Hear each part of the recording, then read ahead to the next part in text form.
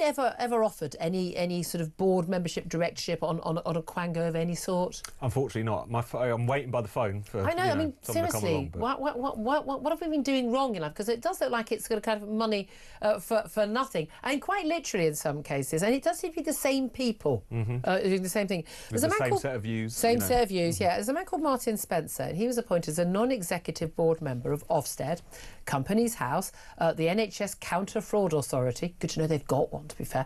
And the Criminal Cases Review Commission, the people who make horrible mistakes about cases of people put behind bars, and among many, many others.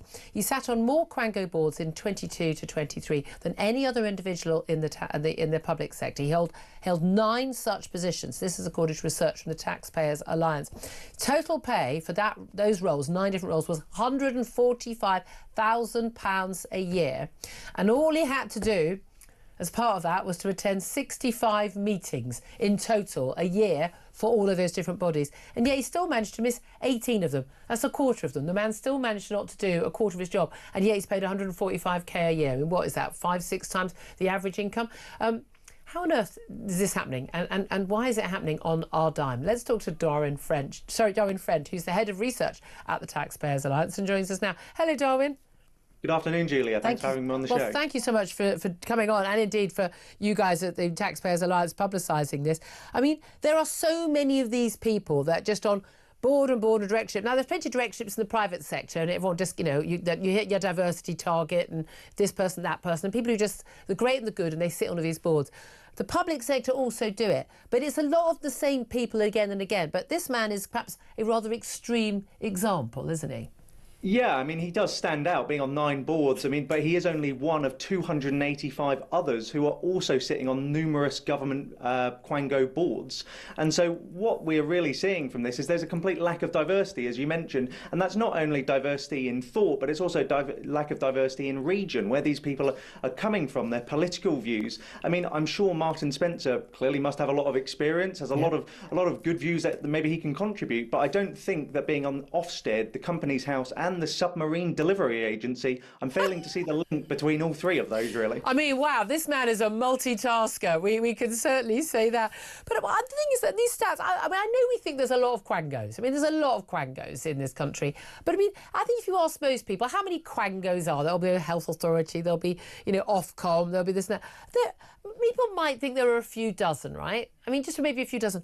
There are more than 300 Quangos in this country. Now, these are basically quasi-government organisations. They're funded by the state. They're a lot of these people are appointed as in some way by the state. Everything's paid for by you and me. And they have a say over huge number of things that happen to us in our lives. But you and I, we get no say over how much people are paid or what these people do or the decisions they make. We need to scrap them, don't we?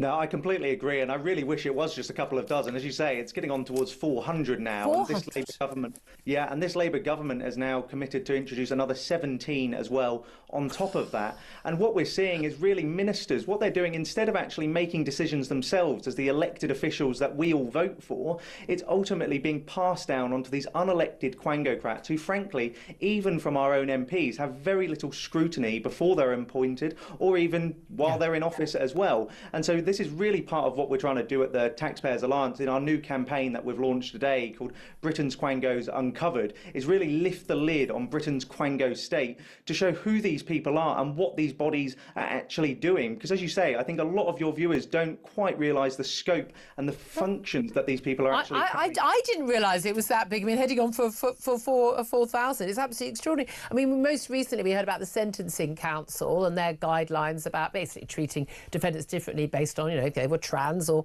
from a minority, ethnic or religious view. And of course, even the government and the opposition said, oh no, this is awful, you shouldn't do that. And they went, you haven't got any say of us, we can do what we want, they basically said. Completely out of touch with most ordinary people, out of touch even with the people who've appointed them. But how do we control them other than, them being controlled by elected, accountable people that we get to vote in and out of office? Well, this is what I really think the government needs to do. And the reason why we launched this campaign is we fully support the government in its rhetoric about having a bonfire of the Quangos. Obviously, we heard that in the 2010s as well with David Cameron and George Osborne. But I think what we actually need to look at is where Cameron and Osborne's project failed, which is not in terms of reducing the numbers. Of course, reducing the numbers is a key component of that. But it's also looking at the functions of these bodies. Does the public sector need to be doing them in the first place? Yeah. And then secondly to that is, should this be directly under the control of the minister? I mean, fundamentally, the case that you brought, the Sentencing Council, that's a great example. They were trying to override what the government wanted to do. The government almost had to actually legislate to stop them doing what they were doing, which was two-tier sentencing rules.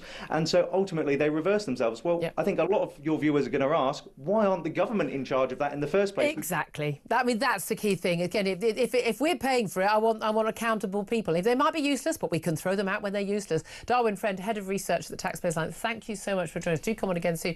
Tom Sater, I mean,